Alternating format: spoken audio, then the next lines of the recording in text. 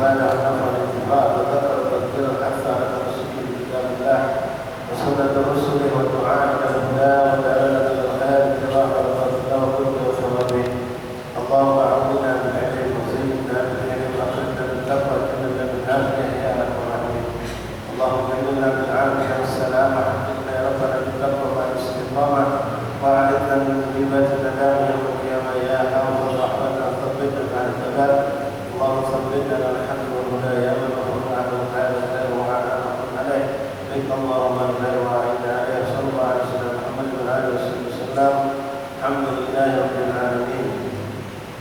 معاشر الحاضرين hadirat Bapak Ibu saudara saudara jamaah majelis taklim ilmu fikih Masjid Al-Muhajirin Al-Rahimani rahimahullah. Assalamualaikum warahmatullahi taala wabarakatuh.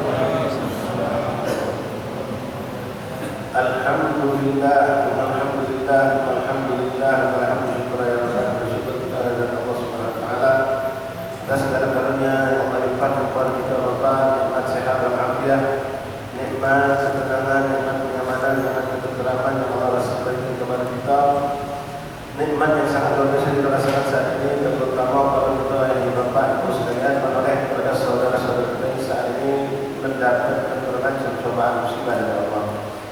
Belum selesai saudara-saudara kita yang ada di Indonesia yang bagian Jawa Barat dan sekitarnya kita dengar sekarang ikhwan dengar saudara kita yang ada di Sulawesi mengalami hal yang begitu berat cobaan dari Allah Subhanahu wa taala. Di sekitar Palembang pun juga ada Pak. Kalau kita melihat keadaan mereka yang kebanjiran, longsor, bumi bergerak, gempa, puting-puting dan segala macam. Alangkah nikmatnya kita yang hidup di tempat di Palembang ini yang aman, nyaman. Tidak ada musibah yang macam-macam. Kalaupun ada mungkin banjir-banjir ringan, paling mungkin maaf Pak yang bocor rumah, tempat kenangan. Kalau kita melihat mereka yang Allah jauh kita lebih baik. Kadang-kadang saya berpikir Pak, jangan untuk tidur Pak. Kalau mereka nak buang air dari mana yang rumahnya sudah ada tidur. Namanya tiba-tiba makan pada tidur, tapi namanya dia habis kalau macam itu maaf Pak. Banjir rumah mereka, hancur rumah mereka. Subhanallah, sudah banyak besar karena kita pandai bersyukur kepada Allah. Kemudian saya mengingatkan juga di mukadimah ini kepada Bapak saudara-saudara, ada juga ditambah nikmat yang Allah berikan kepada kita. Mungkin bukan kita merasa langsung, tapi anak-anak kita Pak, anak-anak kita sekolah, BSD, SMP, SMA, kuliah, dalam hari-hari ini mungkin paling sedikit 10 hari sampai 2 minggu. Mereka mendapatkan nikmat lebih dari Allah adalah hari libur, liburan di sekolah. Liburan ini biasanya identik dengan hiburan Pak. Kadang-kadang kita cuma mikirkan ngajak anak itu liburan tak kemana. Yang sifatnya cuma ya liburan itu liburan. Kita tidak pernah memanfaatkan karena orang seperti untuk mendapatkan nilai agama buat mereka. Padahal ini nikmat itu akan ditanggung oleh Allah Subhanahu wa taala. Shadaqah Rasulullah, Muhammad Rasul telah mengatakan, "Ni'matan maw'ud katsir minan nas." Ada dua nikmat yang paling banyak dilalaikan oleh manusia terus. Dilalaikan yang paling banyak nikmat itu banyak, tapi dua yang disebut Rasul. Nikmat sehat dan nikmat farah. Nikmat badan sehat dan nikmat waktu kosong. Waktu kosong. Ini yang banyak dilalaikan kita Pak. Liburan kita bahkan liburan kita tanggal 5 itu liburan kita. Bahkan ada liburan yang kita bersama, liburan tahun baru, masya Allah. Tapi saya kepada kita hanya ngasih untuk hiburan. Melancong sana, melancong sini, pergi ke sana, pergi ke sini, ke taman sana, ke taman sini, ke pantai sana, ke pantai sini. Nginep di hotel, menikmati semua cuma hiburan. Dan ada pendekatan dalam segi agama yang kita dapatkan. Seharusnya tidak seperti itu. Justru yang seperti ini kita silakan Bapak, saudara-saudara ibu, baik bagi untuk hiburan, tapi pastikan hiburan yang kita tidak ada maksiat di sini. Tidak ada yang melalui kita kepada Allah Subhanahu wa taala. Kemudian apa yang ada nilai agama di antara silaturahim. Sambung silaturahim, tidak usah jauh keluar memang dalam memang berapa banyak kita tidak pernah pergi, tidak pernah berlebaran. Tidak. Nah seperti saat ini anak-anak kita Pak, minta maaf. Mana anak muda kita anak kita liburan sekolah. Mereka kita ajak ke masjid, kita ajak ke sholat. Soalnya hari liburnya ajak mereka ke sholat, ajak mereka ke masjid. Terutama yang sudah bisa diajak ke masjid. masjidnya anak kelas 4 di bawah sampai SMP SMA. Masjid itu bisa penuh seharusnya di hari libur ini seharusnya penuh. Sebagaimana tempat-tempat hiburan penuh sekali. Sehari kita aja berenang sekarang kalau liburan itu bapak masjid, maghrib masjid, isya masjid, subuh masjid. Ada majlis taklim, masya Allah, bertiap malam masjid kita bilang ajak mereka. Kita mungkin ada poin yang positif di antara waktu kosong mereka dengan Allah. Jangan cuma habis katanya hiburan mereka. Bahkan kita lebih kadang lepaskan karena kita untuk keluar malam, pergi pagi, sore, balik ganti baju, bentuk lagi setiap hari sampai habis. Nasallallahu ya. Nah ini kita takut apabila Rasulullah itu benar dua nikmat yang banyak dilalui manusia, nikmat sehat, nikmat waktu dan maaf bapak ibu bukan berlebihan. Kita pasti perlu anakku yang sudah SD dan tamat ini. Sebentar lagi balik. Urusan sholat sudah paham belum? Wudu sudah becus belum? Fatihahnya sudah benar belum? Jangan kita anggap sepele Pak. Mengucapkan assalamualaikum kalau anak kita bahkan itu sendiri salah dalam pelafasan makhraj dasar sama kita. Ini sudah beberapa kali kami contoh sampaikan kepada bapak. Jangan dianggap sepele urusan agama anak kita sekarang belum balik. Tapi yang sudah kelas 6 itu tidak lagi balik. Apalagi sudah benar-benar sudah balik. Urusan sholat ya sekarang makanya kita sekarang volume belajar di tahun Pak. Seminggu sekali, karena masih tidak bisa hadir. Karena pentingnya masalah sholat. Pentingnya masalah sholat. Saya sering contohkan satu dari ibu bapak. Pulang nanti ibu panggil anak bapak, anak ibu panggil. Coba kita ucapkan assalamualaikum warahmatullahi wabarakatuh. Ini rukun kaum ucapan yang wajib diucapkan dan wajib benar dalam sholat. Hal yang dianggap sepele sudah ucapan salah. Tapi kalau kita ucapkan assalamualaikum, assalamualaikum, bukan akan dasar sholat kita. Itu pun sama, Kemudian kita akan kembali supaya kita bisa mengenal di mana letak kesalahan kita dalam ibadah. Yang benar lebih kita yakin Alhamdulillah sebab ibadah itu benar. Sekarang masalah seperti itu hal yang sepele. Pernah ada kita panggilan kita? Coba apa yang benar kau baca Fatihah. Kalau kita sendiri mungkin merasa sudah menguasai Fatihah yang sebenarnya. Bawa ke Ustaz, sekalian lihat silaturahim. Di sini ada guru ngaji. Di sini ada guru-guru terbanyak besar-besar. Panggil mereka, bawa mereka sekalian lihat untuk silaturahim. Tolong Ustaz, tolong Kiai, tolong Habib dengarkan Fatihah anak ini. Jadi baru balik ini tidak boleh dibakar balik. Bukan kalau ibu untuk bawa anak perempuan ke ustazah. Minta dengar, benar tak Fatihah anak kita? Bahkan kita sendiri bagaimana belajar di sini Pak. Selama ini benar atau tidak Fatihah itu? Dalam urusan rukun qauli saja kita bahas. Rukun qauli itu rukun yang wajib dikerjakan dalam salat dalam bentuk ucapan. Dalam bentuk ucapan. Contoh lagi saya kasihkan Bapak. Ucapan dalam surah Al-Fatihah. Surah Al-Fatihah harus benar panjang pendeknya, makhrajnya. Selama ini benar tak kita baca ghairil maghdubi atau ghairil maghdub dengan dal atau dengan dot. Tidak pernah kita perhatikan dan kita tidak pernah mendengarkan dari anak kita.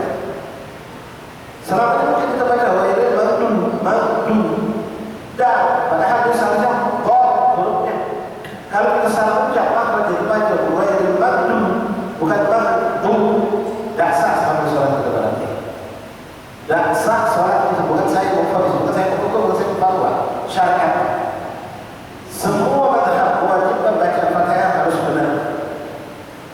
Kita memang bahas mazhab Syafi'i, tapi semua mazhab mewajibkan baca Fatihah harus benar.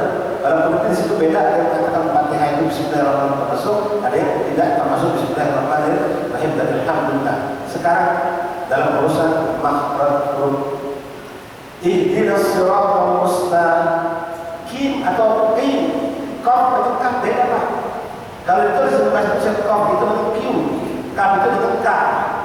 Nah kalau sekarang kita baca ihdinas siratal mustaqim, dia tidak sah salat kita. Ihdinas siratal mustaqim, beda makhraj Pak. Qim dengan qim.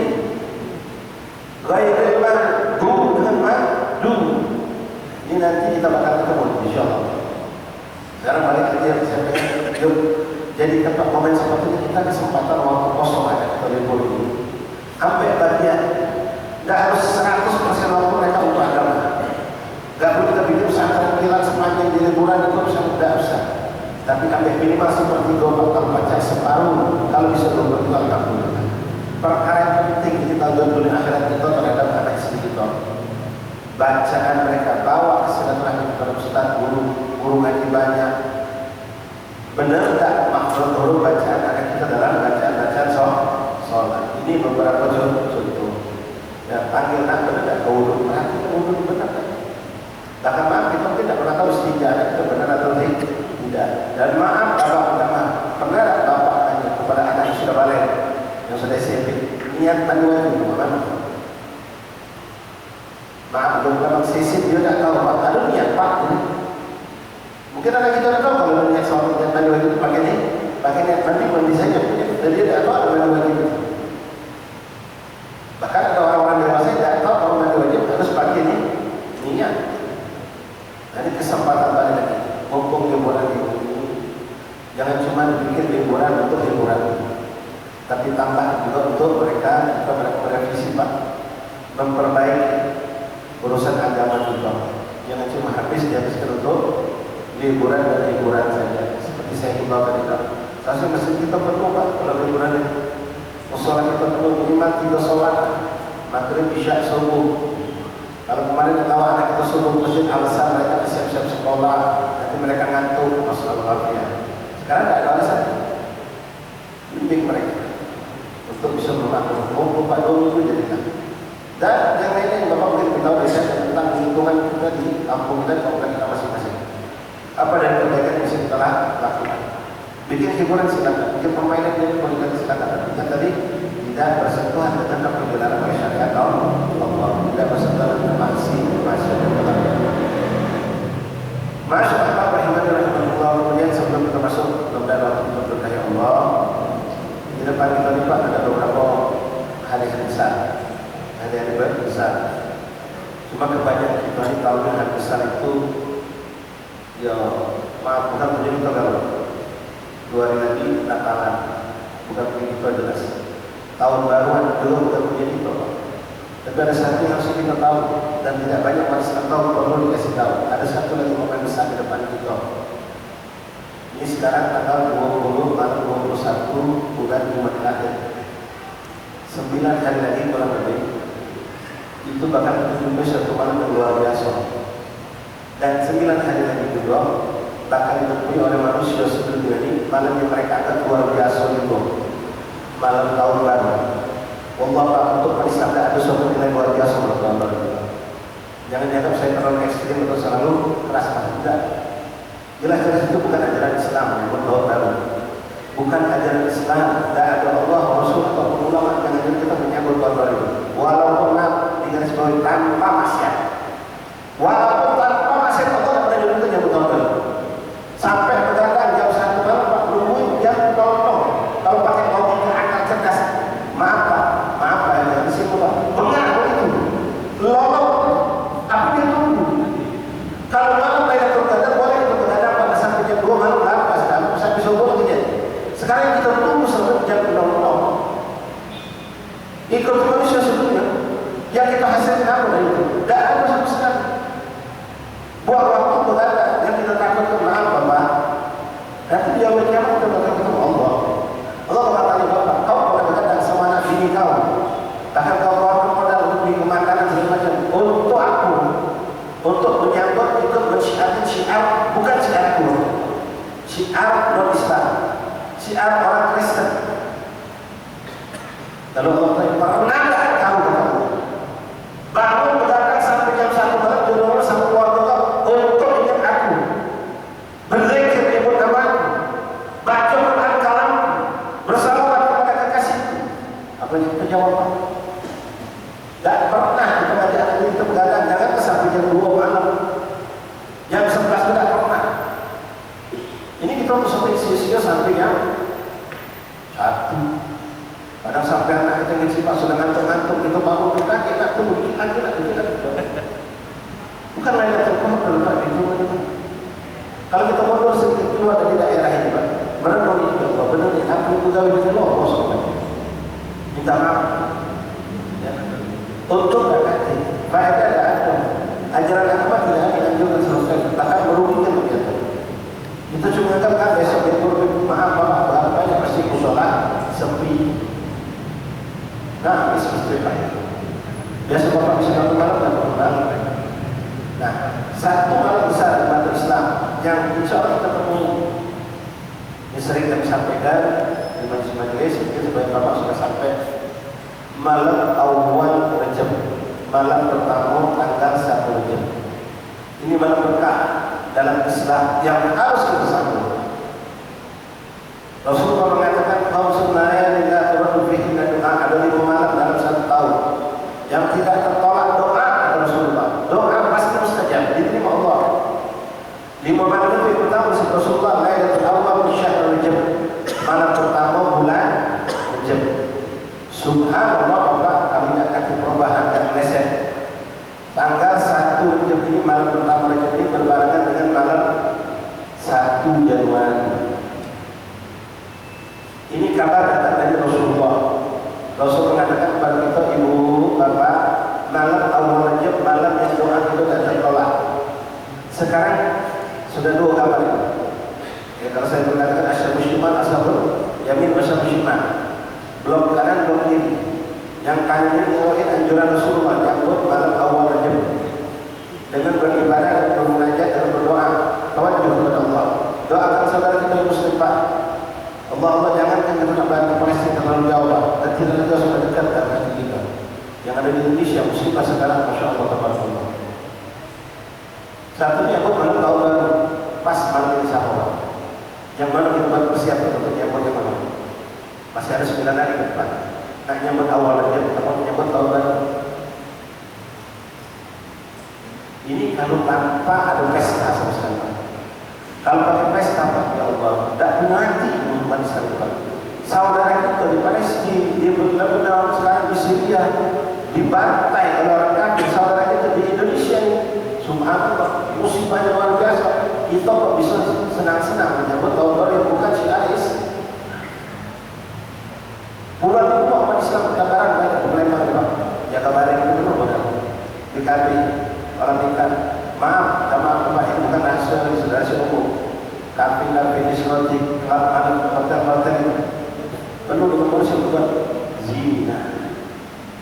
Zina kebaran atau kita namanya jumlah orang yang lalai pada malam hari itu. Kita pengen menyelamatkan saudara itu, anak-anak kita, bahwa kita jangan sampai mereka melakukan kemaksiatan. Jangankan dengan maksiat sekali, tanpa maksiat pun jangan. Karena itu menyedihkan hati Rasulullah SAW. Di saat saudara kita sedang teriak, minta tolong, teriak dan kesusahan, sementara kita begadang mengikuti acara yang bukan ajaran Islam. Puluhan ribu umat Islam akan berlebaran di jalan, Pak. Saya nanya, Bapak, kemana orang pesta? Kumpul di gereja, Pak. Malam tahun kita duduk di gereja, Pak. Bisa, setelah mereka berdoa, berzikir mereka dengan Tuhannya. Sementara yang sampai ini ada milik mereka umat Islam dengan mabuk, dengan narkoba, dengan zina, dengan kalau semua siapa. Belum lagi mereka yang melakukan di jalan itu, Allah alam sholat isya sudah belum sholat subuh bagaimana keadaannya. Jadi harus kita berubah, kita tidak boleh kita dari sekarang berubah, maka kita akan terus seperti ada yang salah. Mari Pak, ya. Ketika ada yang tidak ada waktunya yang sia-sia ini, walaupun sekali tanpa dengan ibu, tanpa dengan maksiat, apalagi dengan kemaksiatan. Allahumma bertepatan malam tahun ini, bertepatan malam awal Rajab. Terlepas barang tangan malam tahun kerja awal Rajab masuk kosong-kosong, kita bernajat, kita berdoa, minta sama Allah aja kita mudah-mudahan kita termasuk kelompok yang diselamatkan Allah Subhanahu wa Ta'ala. Masyaallah, hadirin rahimani rahimakumullah. Terakhir Pak, masalah boleh Pak, sekedar untuk tolak ukur Pak. Misalnya ada dua rumah tetangga yang sikap sedang kumpul dengan keluarga menyambut awal Rajab dengan yasinan, dengan berzikir, dengan khatam Quran, dengan sholawatan, dengan apa yang kita lakukan. Yang satu lagi keluarga sebelahnya Pak, yang pun tahu dengan bakar jagung, bakar ikan, barang-barang segala macam, tanpa maksiat dengan musik-musik baik, tanpa maksiat. Terus 2 orang yang kepala keluarga meninggal, bisa. Si kau meninggal itu hapus sebutan orang buat dia. Kalian yang bisa Pak Sukri. Oh, Pak Sukri meninggal lagi tahun baruan. Ini Pak Ali itu sama. Ini bapak saya. Oh, Pak Ali meninggal lagi zikir nyambut awal Rajab. Yang mana yang kita? Yang mana yang bisa? Nanti. Oh, itu bakal dikenal kan? Ketika ketemu anak kita, maksud bapak kamu meninggal kan lagi tahun baruan. Meninggal juga tidak sedap. Meninggal lagi tahun baru, walaupun bukan dengan siang. Tapi ketika ini meninggal kapan? Lagi berzikir, lagi ingat sama Allah. Sedang bertawajud, minta ampun, minta rahmat, minta hajat sama Allah. Mudah-mudahan Allah bukan hati kita. Nanti kita sampaikan yang hak sama yang terakhir. Ya sampai ke depan, bukan malam sampai depan, atau malam depan, Bapak sudah ada persiapan. Ya, kalau pada persiapan, ya, yang kita tidak terlambat. InsyaAllah kita selamat dan mulai tahun itu tidak jangan memakai aku lihatku. Tahun depan berdah, tentu nyampe tahun depan. Kebaikan itu yang ditunda. Keburukan itu seperti doa dengan begitu tunda. Mudah-mudahan InsyaAllah yang tidaklah suatu kelebihan itu sudah sangat banyak kita menjadi perintah bahkan luar di mana-mana. Malam tahun baru itu apalagi bertepatan awal Rajab di mana-mana terlepas bertepatan dengan awal Rajab. Itu banyak masjid, musola, majlis sampai mereka mengumpulkan anak muda untuk berzikir. Untuk berzikir, di sini ada ustaz yang ada berzikir taubat, yang bisa berkumpul, berzikir taubat, istighfar, salawatan, apapun. Mungkin ada sampai jam 12, ya. Kumpulkan anak muda juga, kumpul kita berdoa, mengajar kepada Allah. Jam 10 balik, terus apa kita itu? Balik itu terus tahu berapa? Dia dah dapat. Jam 0 itu tidak boleh mengubah apa beda dia.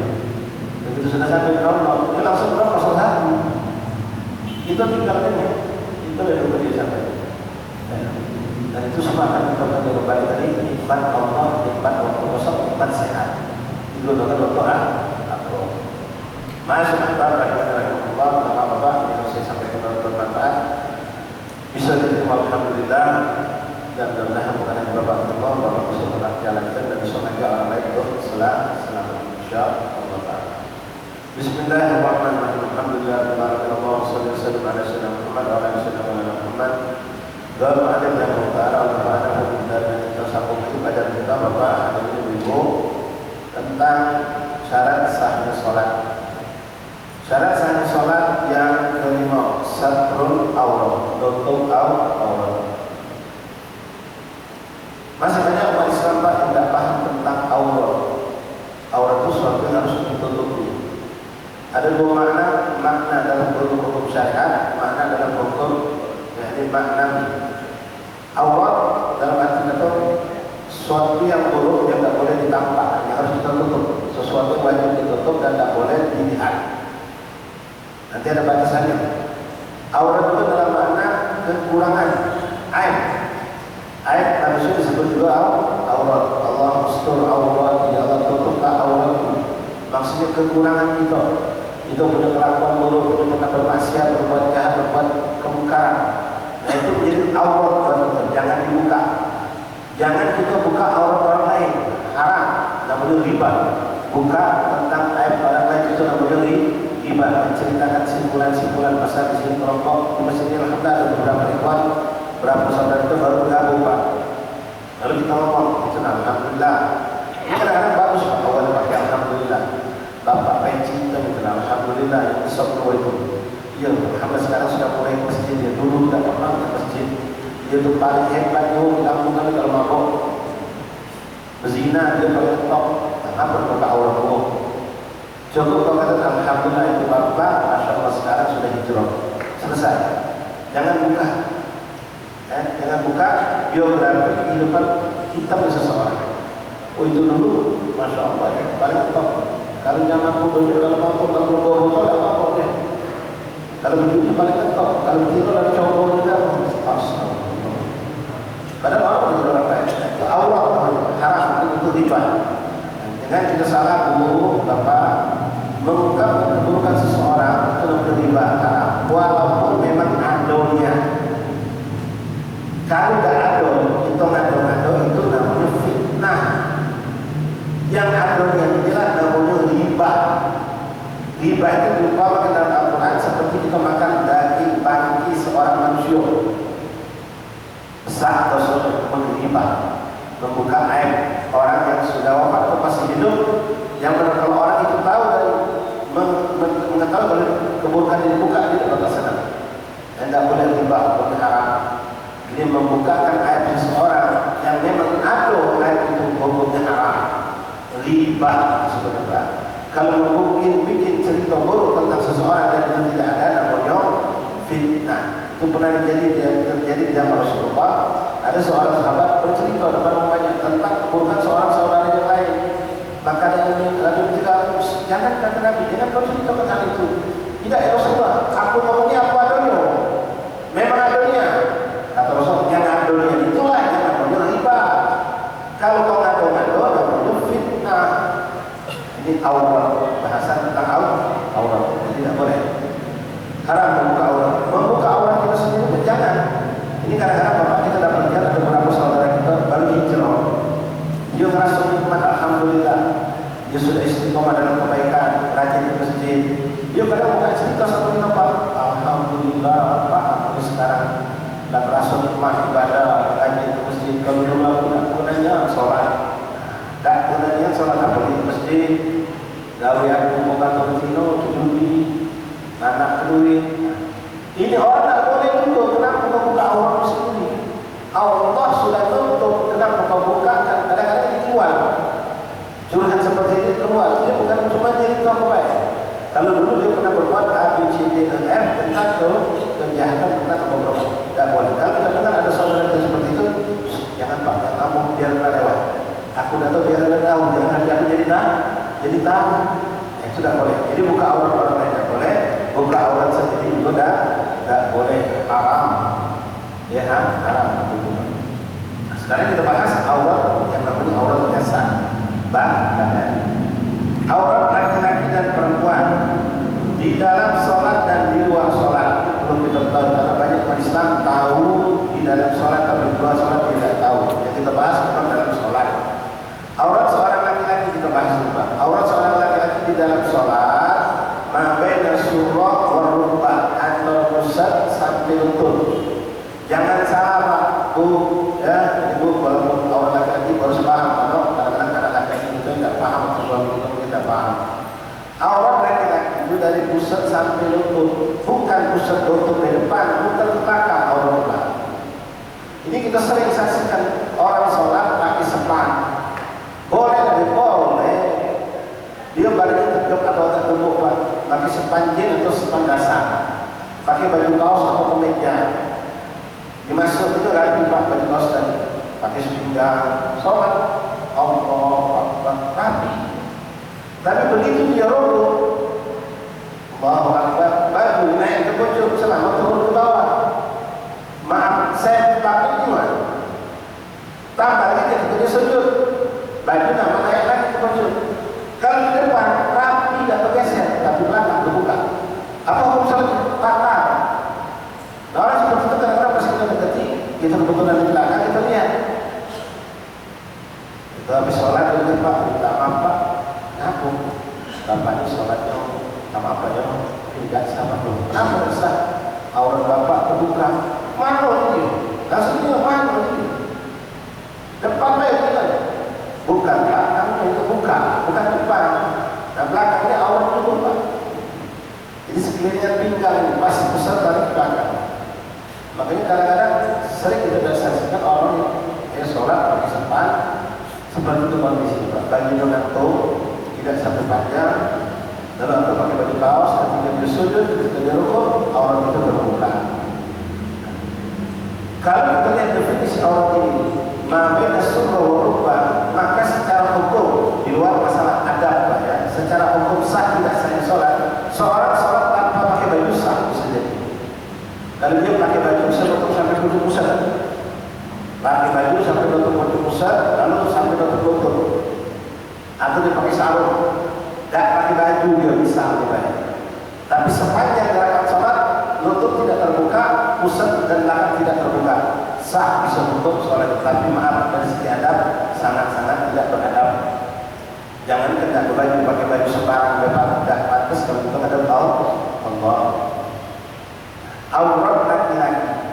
dalam sholat. Begitupun aurat laki-laki di luar sholat.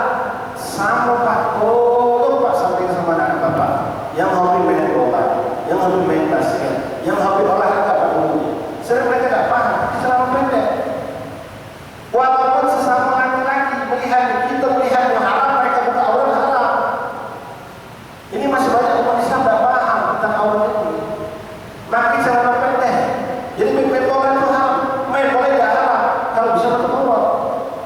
Ada banyak yang mengatakan tempat main bola menutup aurat, termasuk santri kami di pondok main bola pakai tapi menutup aurat.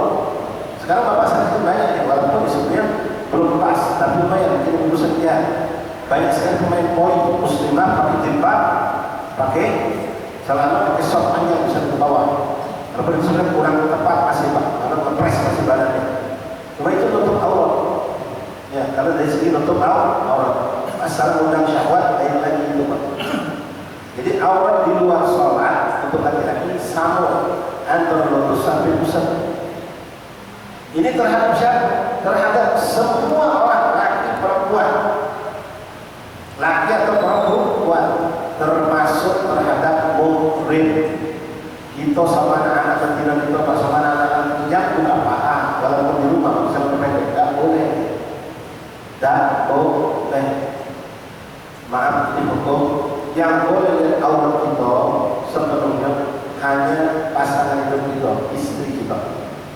Istri terhadap suami, suami terhadap istri tidak ada batasan aurat.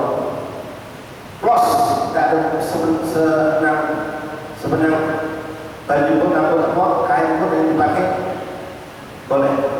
Suami boleh memandang dengan sebelah sambil kaki, istri pun boleh. Cuma memandang aurat yang harus sholat kemaluan depan, kemaluan belakang hukumnya makruh saja, tidak haram. Ini khusus laki kepada istri, istri kepada suami. Selain itu aurat kita harus dijaga.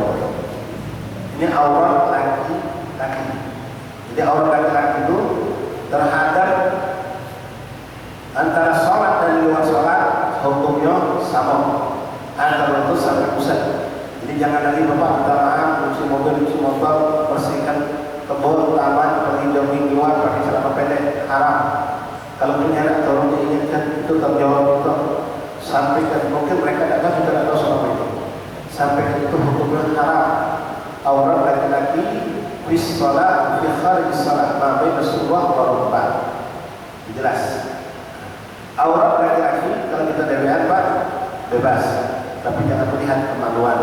Hukum melihat kemaluan itu makruh. Al-Imam Ali bin Abi Thalib digelari dengan karramallahu wajhah, orang yang dimuliakan Allah wajahnya. Kenapa? Dua kata ulama. Beliau tidak pernah melihat kemaluannya sepanjang hidup. Yang kedua, beliau tidak pernah mengarahkan mukanya menghadap kepada berhala. Artinya beliau dari kecil tidak pernah tersentuh dengan kekufuran. Karena dari kecil sudah dipegang, dididik, dibesarkan oleh baginda Rasulullah Sallallahu Alaihi Wasallam. Jelas insyaallah Pak. Nah, itu aurat laki-laki. Jadi jangan kita lagi pakai celana pendek, jangan Pak. Ya. Kemudian aurat perempuan. Nah, kita bapak-bapak harus tahu Pak, kalau kita bertanggung jawab terhadap anak dan istri kita. Ya ayyuhalladzina amanu qu anfusakum wa ahlikum. Nah, selamatkan diri dan keluarga dari neraka. Aurat perempuan di dalam sholat berbeda dengan di luar sholat. Kalau di dalam sholat, ini kita bahas mazhab Syafi'i Pak ya.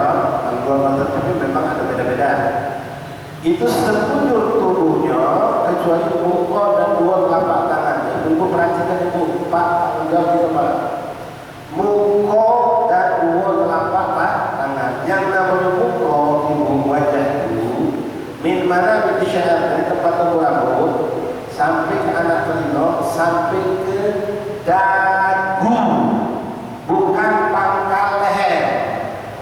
Kalau sampai di pangkalnya di sini Bu, ini berarti Allah terbuka dan sah sholatnya.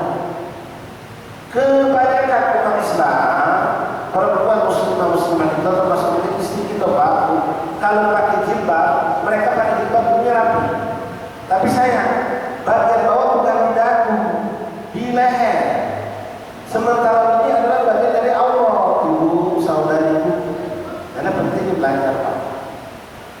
waktu di sini, bukan di sini. Oke lah kalau di luar sholat, artinya tidak sempurna untuk Allah. Kedua masih dosa. Tapi kalau sholat, hukumnya jadi tidak sah. Kalau dalam sholat, hukumnya jadi tidak sah. Ibu silakan lihat makanan-makanan syar'i itu akan menampakkan di situ dalam di dan mengkenal apa ya, telekuk baju sholat perempuan itu yang zaman dulu rapi mengkenal di situ Pak. Di dan jadi ibu kalau pakai jilbab bukan di leher bu, di dan Pak Prajurit ini Pak latih anak perempuan itu tanggung jawab dari akhirat bu. Tarik sampai tutup ini. Lebih baik ini lebih ampuh, lebih selamat. Lalu ini batasannya bukan hanya terus turun sedikit lebih bagus, tapi jangan sampai tutup ke situ. Kalau sujud dasar sholat, kalau sujud sampai tertutup tidak bisa juga dasar. Ya pakai jilbab sampai tutup ke bunga sendiri bisa. Sujudnya jadi dasar, ini terus terbuka. Ya. Aurat perempuan di dalam sholat sekujur tubuh kecuali buku dan dua telapak tangan. Ini wajib dibuka. Maaf, termasuk yang kali ini mereka pakai cadar. Perempuan yang bercadar ketika sholat buka cadar, buka cadar, dibuka. Sama seperti mereka sedang tawaf. Tawaf wajib karena tawaf rukun seperti sholat. Perempuan yang bercadar ketika tawaf buka cadar. Kecuali kalau takut fitnah, karena namanya tawaf berjumpa ribuan bahkan ratusan juta manusia. Ada orang-orang yang mungkin maaf sengaja mencari tahu bagaimana buku aslinya si Fulana. Karena seperti aku kenal istri bapak Joni ini pakai cadar atau wudhu cantik dia tuh. Kebetulan umroh banget, kebetulan punya hebat, jadi dicari-carinya. Pengen tahu bahkan pengen nanti fotonya, wah ini penasaran. Nah ketika tahu seperti itu maka si perempuan ini ketika haji, ketika umroh, di saat dia keluar untuk tawaf itu kalau tawaf itu tidak boleh nempel, pokoknya tidak boleh menempel sesuatu, tidak boleh menempel kalau cadar tapi nutup, maka dia boleh memakai cadar tapi seperti ini Pak. Dia pakai penyangga seperti ini boleh dipakai.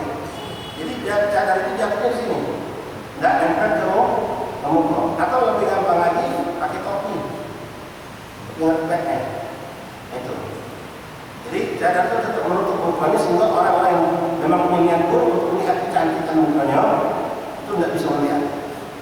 Dan dia tetap bisa melaksanakan rukun tawaf dengan sah. Itu trik kalau memang kebetulan di sekitar pakai cadar. Tapi kalau dalam sholat di rumah, sholat bersih, seperti sekarang Ustaz Ahmad kita bisa ke perempuan di belakang, mereka buka dan dilihat. Ya, wajib terbuka. Nah, kemudian dua telapak tangan. Dua telapak tangan, ini pun perhatikan Bapak. Yang namanya ini bukan telapak tangan ini. Ini sudah masuk lengan. Kalau ini bagian terbuka, tidak sah sholat. Kalau perempuan pakai begini, kita mau sholat begini kan Pak? Kelihatan rapi, tapi pas angkat tangan, kadang-kadang ketarik. Kalau sudah ketarik, ini terbuka, tidak sah. Makanya dulu kalau dulu, sekarang pun masih memang sah Pak. Mereka seringkali ditambahin kain itu sampai nutup ke sini. Dipanggil kolongan sehingga kain itu tidak turun ketika mereka bergerak, angkat-angkat itu tidak bergerak. Adapun ini ibu, bapak, khilaf ada yang mengatakan termasuk wajib ditutup, ada yang mengatakan tidak. Kalau kita mampu tutup, makanya mengkamen syar'i itu biasanya di sini ditutup juga. Lalu ada cokolat, kain tambahan seperti cincin, yang nyambung ke mengkamen sehingga gerakan ini tidak sampai terbuka. Dan sebagai ulama ini boleh terbuka, tapi tidak boleh melampaui setelah perjalanan. Kalau sudah perjalanan tangan turun itu namanya aurat. Kemudian itu mengenal namanya untuk memang terusan dan sepakat. Sepakat di bawah itu baju beda bawah kayak ada sarung atasan. Nah, perempuan kadang-kadang ini banyak di musola masjid saya perhatikan panitia atau pengurus masjid itu cuma menyiapkan tapi tidak memperhatikan sah tidak sahnya bukan itu. Karena sebagai ibu begitu, mereka pakai baju dengan pendek, bisa di rumah pakai baju dengan pendek. Lalu mereka pakai yang sepakat atasan atau bawahan. Ketika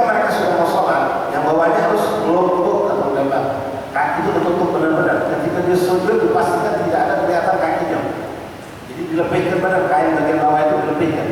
Ketika dia bergerak sujud tidak ada tampak sama sekali kaki kelihatan dari belakang. Yang jadi masalah kalau yang model setaan tadi atas dan bawah. Ketika dia mau sholat dia ngomong kaki, tapi pas dengan tangan begini dari depan kelihatan. Kadang-kadang kalau dengan tangan tinggi kelihatan tangannya. Jadi apa pun tidak sah sholatnya. Jadi mau kita perlu belajar benar-benar. Kalau memang memerlukan waktu tertentu kita selama ini terusan yang sifatnya panjang nyambung ke bawah, itu perhatikan masalah ini tadi. Ya, jangan sampai terbuka kemudian masalah buka. Kalau setaan itu pasti juga ngobrolnya sampai ke bawah panjang, sampai ke pinggul, bawah lagi kalau bisa. Terus untuk ngangkat tangannya tidak usah ngangkat tinggi-tinggi karena perempuan itu memang sunahnya ngangkat tangannya tetap dikepit. Beda dengan laki-laki, kalau laki-laki sunahnya ngangkat tangan dimekarkan. Kalau perempuan dikepit, begitu pun ketika sujud, ketika rukuk, ya perempuan itu dikepit. Jadi kalau perempuan ilmu yang memakai setaan, potongan itu cukup mengangkat tangan sedikit saja. Tapi di hati kalau mengangkat tinggi, hanya kelihatan di depan, karena baju itu terangkat oleh tangan. Sehingga dia terpotong. Kelihatan, kalau sudah kelihatan jauh. Tidak sah. Beb, nak nanya Beb. Lalu kami ini sebagai pekerja, atau guru, atau kerja, atau pola. Di luar kami sholat, tapi tidak pakai mengkenong, tidak pakai telekung, tapi nutup aurat. Oke, boleh tak? Boleh. Pastikan memang nutup aurat. Contoh sang perempuan ini pakai rok panjang, atau dia pakai celana panjang, celana perempuan yang panjang, dia pakai kaos kaki. Kaos kaki warna gelap sampai ke betis atau naik ke dikit, sehingga kalau dia sholat tidak kelihatan dari belakang betisnya. Itu pertama. Kedua, dia pakai baju tangan panjang tambah manset yang nutupi bajunya cuma sampai segini kan. Kalau dia ngangkat tangan jelas kelihatan. Maka pasang manset dari perjalanan tangan sampai ke sini. Yang sekiranya kalau dia bergerak, ini baju kalau turun ke sini tetap tidak terbuka aurat. Boleh. Jadi tidak harus pakai mukena, tidak harus pakai telekung. Ya. Nah, kemudian Bapak, masalah aurat itu bukan cuma masalah batasan, tapi tipis atau tebalnya juga itu pakaian. Kalau tipis, maka tipis itu bisa terlihat dari jarak berbicara. Kita ngobrol, kalau ngobrol kan paling semeter. Kalau sudah 3 meter itu teriak kalau Bapak. Jadi saya sama Bapak ngobrol. Kulit Bapak tidak kelihatan, Bapak pakai baju putih, saya juga pakai baju putih, tidak kelihatan. Maka ini sah menurut saya. Tapi kalau ibu, perhatikan sekarang ada namanya kerudung banyak seperti jenisnya, cuma yang saya pasang. Ya istilahnya kerudung Paris. Jilbab kalau pakai aku dingin Pak, tipis lembut. Tapi ketika perempuan itu pakai langsung tanpa pakai atau masukkan anakan, pakai kerudung kecil dulu di dalamnya, dia langsung aja pakai kain itu rambutnya kelihatan, hitam rambut kelihatan. Dasar itu, dasar. Sekarang kita sering Pak, yang sikat kita maaf. Kita terutama semalam ini kalau pulang haji, pulang umroh, ke masjid pakai gamis putih, dasar yang lembut, dingin adem. Maaf, kadang-kadang kita nggak pakai sontok, nggak pakai celana panjang. Kalau nggak pakai celana pendek sepaha, atau pakai sempak Pak ya. Sholat, pas sholat itu betul juga kan Pak. Ini nggak ada nyetak sempak Pak. Maaf. Kalau sudah nyetak Pak, tidak kelihatan kulitnya atau bulu-bulu pahanya, itu masih sah. Tapi kalau sudah maaf sampai kan ada orang yang terlalu tipis, bulu paha itu kelihatan. Kalau dia kelihatan jarak ngobrol kelihatan, itu sudah tidak sah. Walaupun tutup sempurna. Jadi dari segi tebas itu jadi tipis dan tebal itu jadi tebas standar. Kan ada yang tipis Pak, bisa kebetulan kena hujan. Kalau kena hujan, kena air, kan kulitnya kelihatan. Maka saya tidak boleh pakai untuk sholat. Ketika kering tidak kelihatan, putih ini Pak. Masih saya pakai. Yang saya pakai kalau dalam keadaan kering sudah kelihatan. Tapi kalau kena air, boleh jadi bulu-bulu tangan saya kelihatan. Maka ketika basah, maka aurat kelihatan, kulit saya kelihatan. Kalau yang terlihat di bagian aurat, maka tidak sah. Jadi perlu diperhatikan. Ibu terutama yang pakai kerudung di luar sholat, ya pakai kerudung cantik Pak, pakai coba, ya silahkan dapat untuk suaminya. Pakai kerudung Paris tadi. itu harus pakai anak-anak, pakai kerudung kecil dulu di dalam, lalu pakai kerudung paris saja dari jenis yang lembut, yang halus, yang tipis. Kalau ternyata kulit, warna kulitnya atau bulu kulitnya atau ada banyak banget kelihatan tembus, maka hukumnya dianggap tidak sah walaupun untuk aurat. Wallahu a'lam bishawab. Masyaallah, hadirin Allah, ini masalah aurat sampai sini, dan kita bisa lanjutkan lagi. Dan aurat ini Bapak dilihat dari depan dan dari atas. Ini karena kita sering dapat juga. Itu lagi duduk di belakang Pak. Ada orang sholat pakai sarung, dia pakai sarung atau pakai gamis. Kebetulan, maaf, dia cuma pakai sempak, sarung sempak, atau pakai celana separuh paha. Ketika dia sujud, itu di belakang tak sanggup terjenguk pahanya. Sering kan begitu. Ketika orang itu sujud depan kita tak